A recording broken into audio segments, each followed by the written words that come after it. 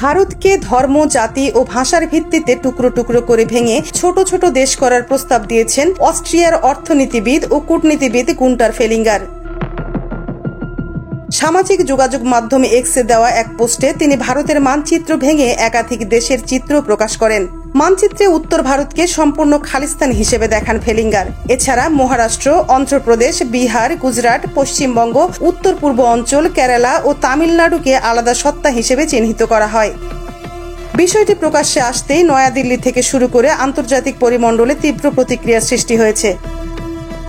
এদিকে ভারতের বিরুদ্ধে সরাসরি আক্রমণাত্মক মন্তব্য করার অভিযোগে অস্ট্রিয়ার অর্থনীতিবিদ গুন্টার ফেলিঙ্গারের এক্স অ্যাকাউন্ট ভারতে বন্ধ করে দেওয়া হয়েছে।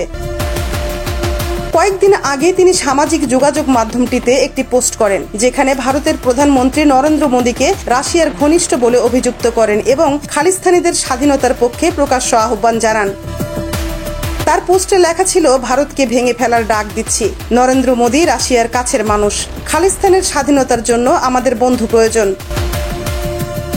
গুন্টার ফেলিঙ্গার অস্ট্রিয়ার সেই কমিটির সভাপতি যেটি ইউক্রেন, কসোভো, বসনিয়া এবং অস্ট্রিয়ার ন্যাটো সদস্য পদের জন্য লড়াই করছে। অর্থাৎ তিনি ইউরোপীয় নিরাপত্তা ও কূটনৈতিক অঙ্গনে সক্রিয় হলেও সরাসরি কোনো সরকারি দায়িত্বে নেই।